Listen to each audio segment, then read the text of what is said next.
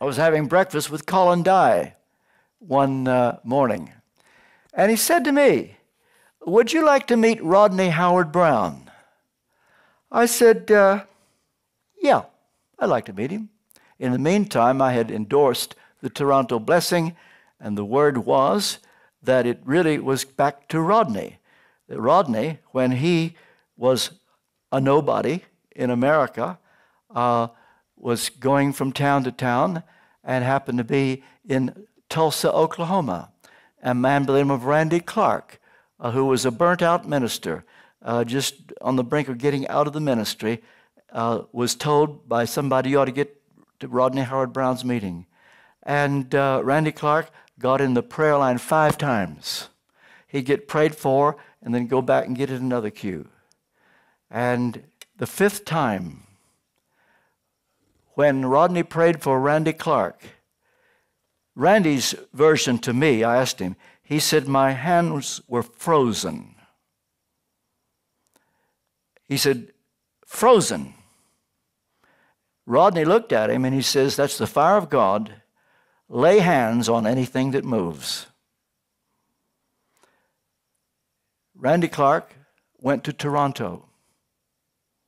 In this little church that nobody had ever heard of at the time, a small church near the Toronto airport. And on the first evening, that night at 11 o'clock, 80% of the congregation was on the floor laughing their heads off. Word spread everywhere. They came from all over America. In April that year, the Sunday Telegraph made it news. Made the front page of the Times, front page of the Telegraph, and the Telegraph called it the Toronto Blessing. It went back to Rodney. And so said Colin Dye, "Would you like to meet Rodney Howard-Browne?" I said, "Yeah, I would." We met for breakfast. This has happened to me, I think, once before. Somehow I knew, I was in the presence of a guileless man of God. And I could think of one thing. I wish you would pray for my wife. Those days were extremely difficult. Louise had 2 conditions. One, and I've her permission to tell it, it's in a couple of my books. She had a cough that had been going on day and night for over 2 years. 5 nights out of 7, she'd say 7 out of 7, but 5 nights out of 7 at least, she would get up and go sleep in another room rather than wake me up so I could function the next day. She'd be up all night coughing.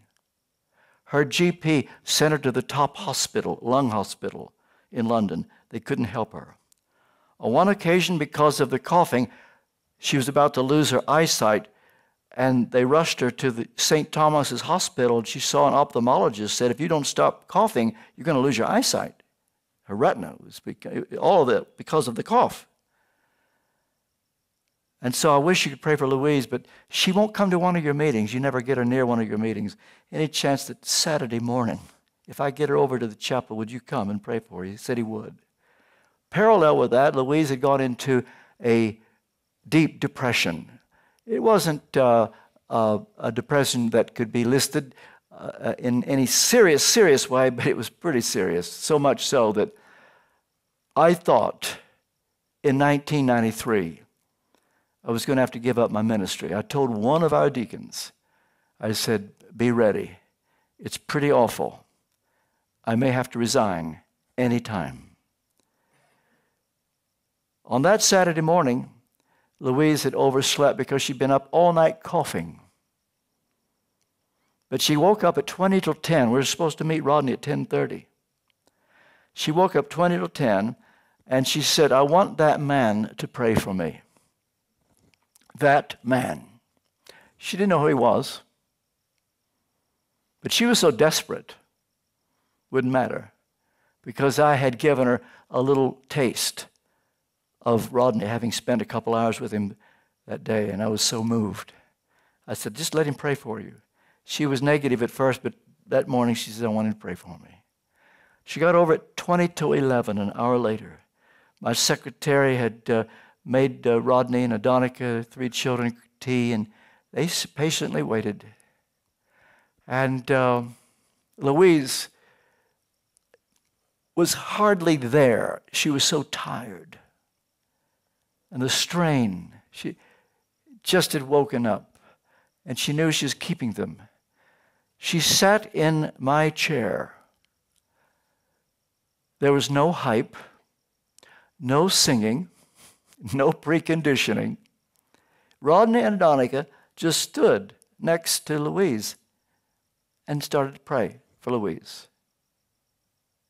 They prayed for about 5 minutes. Louise was instantly healed right there on the spot. That was 15, 17 years ago. And then Rodney says, I think your wife and you, she tried to get me to come with her, should come to one of our camp meetings and spend some time. I couldn't, but Louise could. So she flew to America. The first day, she called me. I said, what's it like? She said, it's the nearest you get to heaven without dying. And she explained the joy. And she's a pretty sophisticated, some of you know her, dignified lady.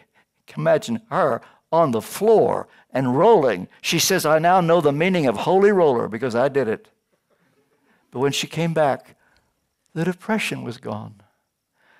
So people ask me, how could you endorse all that? How could you endorse all that? How could I not? I would hate to think of where I would be today if I continued my stance against what was going on in Holy Trinity Brompton. I would hate to think where I would be.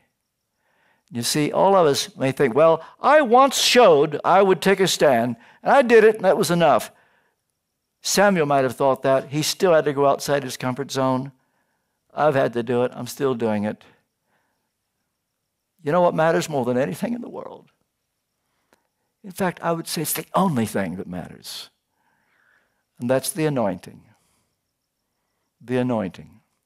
I don't want to miss what God is in. Internal inheritance, He's got more. And as for the external, what God does with you, who cares? As long as you're seeking the honor that comes from Him. And when He looks at you and says, I'm pleased with you, I think you're okay, that's the greatest joy this side of heaven.